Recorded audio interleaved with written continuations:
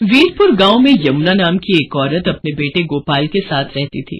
गोपाल बहुत छोटा था जब उसके पिता चल बसे। पति के जाने के बाद यमुना के पास घर चलाने का कोई जरिया नहीं था। तब उसकी पालतू भैंस शर्मीली ने उसका बहुत साथ दिया। यमुना के पास शर्मीली नाम की एक भैंस थी। उसी के सहारे यमुना ने अपने परिवार को चलाया। यमुना अपनी भैंस का दूध बेचकर घर चलाने लगी।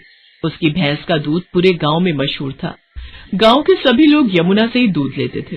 कुछ सालों बाद यमुना ने गोपाल को पढ़ने के लिए शहर भेज दिया। वहीं गोपाल को सुधा नाम की एक लड़की से प्यार हो गया और उसने अपनी माँ को बिना बताए सुधा से मंदिर में शादी कर ली। आज वो गांव वापस आने वाला था। यमुना बहन, 2 किलो दूध कर देना, 1.5 किलो मुझे भी देना। क्या बात है यमुना बहन, आज तो तुम बड़ी खुश दिखाई दे रही हो। बात ही खुशी की है शारदा बहन, आज मेरा बेटा गांव वापस आ रहा है। बस जल्दी जल्दी काम निपटाकर उसी के लिए बढ़िया बढ़िया पकवान बनाऊंगी। पता नहीं शहर में उसे क्या खाने को मिलता होगा और क्या नहीं। अच्छा, तो ये बात है। चलो, बहुत बढ़िया हुआ। कब से बेटे के बिना अकेले रहते रहते तुम उदास हो गई हो। अब वो आ जाएगा तो तुम्हारे साथ काम में भी मदद कर देगा। हाँ, वो तो है।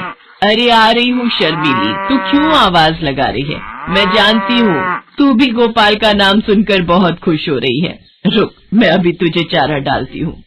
यमुना की भैंस शर्मीली अपनी आवाज में उससे बातें कर रही थी, मानो वो भी गोपाल के आने की खुशी मना रही हो। शाम के समय गोपाल आ जाता है, पर अपने बेटे के साथ बहू को देखकर यमुना को बहुत बुरा लगता है। माँ, तुम नाराज मत हो, सब कुछ बहुत जल्दबाजी में हुआ। सुधा के पिताजी की तबीयत ठीक नहीं थी और वो चाहते थे कि हम ये शादी जल्दी से जल्दी कर लें, इसलिए मैं आपको बता ही नहीं पाया। अब मैं आपके साथ ही रहूंगा, आप चिंता मत करो। और माँ, सुधा बहुत अच्छे स्वभाव की लड़की है, आप एक दूसरे को आसानी से समझ जाओगे।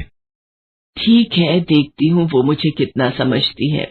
गांव के रहन सहन और शहर के रहन सहन में बहुत फर्क है बेटा। यमुना सही कह रही थी, गांव के रहन सहन और शहर में बहुत फर्क है। यमुना की तरह सुधा घर के कामकाज नहीं कर पाती थी, उसे तो घर का कोई काम भी करना नहीं आता था। गोपाल, तुमने मुझे कहाँ लाकर पटक दिया है? मुझसे घर के काम नहीं होते, हमें शहर वापस चलना चाहिए। भैंस का गोबर साफ करो, उसे चारा डालो, उसे नहलाओ। सारा दिन गोबर की बदबू से मेरा बुरा हाल हो रहा है। कैसी बात कर रही हो सुधा? यहाँ पर सारा कामकाज बना हुआ है। मैं तो यहाँ पर बढ़िया सी दूध की डेयरी खोलने की सोच रहा हूँ। दूध, घी, पनीर, दही और कुछ खास मिठाइयों की बहुत ही बढ़िया डेयरी खुल जाएगी। हमारी अच्छी खासी कमाई हो जाएगी। शहर में घर का किराया, खर्चा पानी इतना ज्यादा है, वहाँ पर मुझे काम सेट करने में ही सालों गुजर जाएंगे। और यहाँ पर मेरा अपना खुद का घर का काम है। हम शहर में क्या करेंगे? तुम्हें पता भी है, हमारी भैंस का दूध पूरे गांव में मशहूर है। सोचो हम कितना कमा लेंगे, और फिर हमारे यहाँ रहने से माँ को भी सहारा रहेगा। वो बेचारी अकेले काम नहीं संभाल पाती है। अच्छा, तुम काम करो, मैं थोड़ी देर बाजार होकर आता हूँ। है कह तो गोपाल ठीक ही रहे हैं। शहर में काम करने के लिए पैसों की भी तो जरूरत होगी। यहाँ पर तो अपना मकान, अपना काम है, और फिर हमें तो पैसे कमाने से मतलब है। कुछ सालों में अच्छे पैसे कमा लिए तो बाद में शहर में जाकर बस जाएंगे। पर मुझे किसी भी तरह से सासू माँ से अलग होना है, ताकि उस भैंस पर मेरा कब्जा हो जाए। पता नहीं, माँ जी तो बहुत चालाक है, कितने पैसे अपने अंदर करके बैठी होंगी। सुधा को पता था कि गोपाल गांव में ही काम बढ़ाने वाला है, इसलिए वो अलग होने के रास्ते ढूंढने लगी। गोपाल, सुबह से काम करके मैं थक गई हूँ। मेरे आने के बाद माँ जी ने घर के सारे काम मेरे ही जिम्मे डाल दिए हैं। भैंस को नहलाना, धुलाना, गोबर साफ करना, चारा डालना, सारी देखभाल तो मैं करती हूँ। ऐसे थोड़ी होता है। मैं अब और बर्दाश्त नहीं कर सकती। जब मैं इतना काम कर रही हूँ तो फिर मैं अलग ही रहूंगी। मुझे माँ जी के साथ नहीं रहना। और हाँ, उस भैंस पर मेरा हक है। मुझे तो बस बंटवारा चाहिए, भैंस का बंटवारा।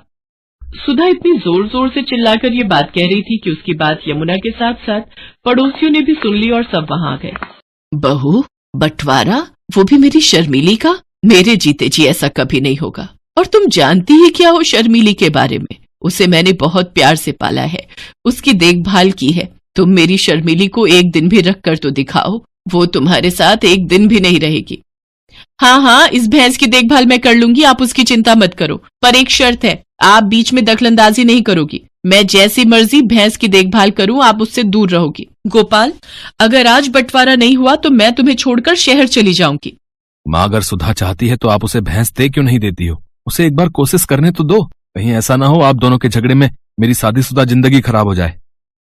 गोपाल बेटा, एक माँ कभी नहीं चाहती कि उसके बच्चों का घर खराब हो।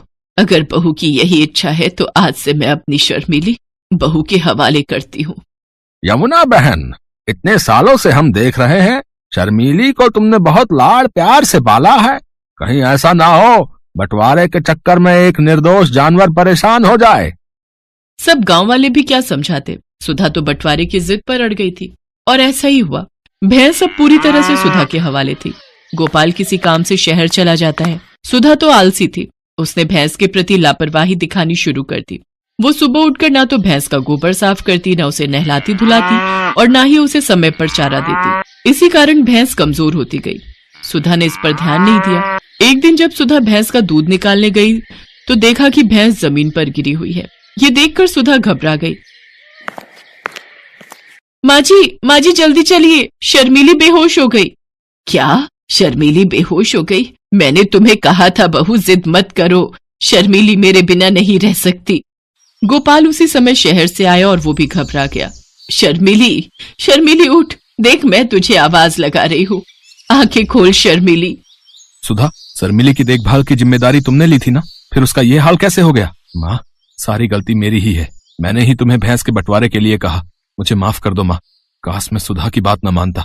मुझे माफ कर दो गोपाल, गलती मेरी ही है। मेरे कारण आज शर्मीली इस हालत में है। मैं सचमुच माँ जी की तरह शर्मीली की देखभाल नहीं कर सकी।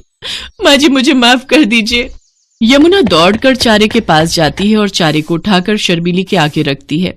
शर्मीली को यमुना के स्पर्श का एहसास होता है। वो थोड़ा सा हिलती है। ये देखकर सब खुश हो जाते हैं। यमुना अपने हाथों से शर्मीली को चारा खिलाती है। शर्मीली खुशी खुशी ढेर सारा चारा खा लेती है, मानो वो कब से यमुना के हाथों से ही चारा खाना चाह रही थी। सुधा को अपनी गलती का एहसास हो जाता है और वो यमुना से माफी मांगती है। माँ जी, शर्मीली आपके बिना नहीं रह सकती। ये आपकी भैंस है और आपके साथ ही रहेगी। बहू, शर्मीली अब ठीक है, मुझे इस बात की खुशी है। और मेरे जाने के बाद शर्मीली की देखभाल तुम्हें ही तो करनी है। जैसे मैं शर्मीली की देखभाल करती हूँ, वैसे तुम्हें भी उसकी देखभाल करनी है, ताकि हमारी शर्मीली इस तरह से कभी बीमार ना पड़े। सुधा अपनी सास की बातों को समझ जाती है। कुछ दिनों में शर्मीली फिर से ठीक हो जाती है। अब सुधा और यमुना मिलकर शर्मीली की देखभाल करती थी। शर्मीली ने फिर से दूध देना शुरू कर दिया। गांव के लोगों को भी अब ताजा दूध फिर से मिलने लगा। गोपाल भी अपनी माँ और पत्नी का आपस में प्यार देखकर बहुत खुश था।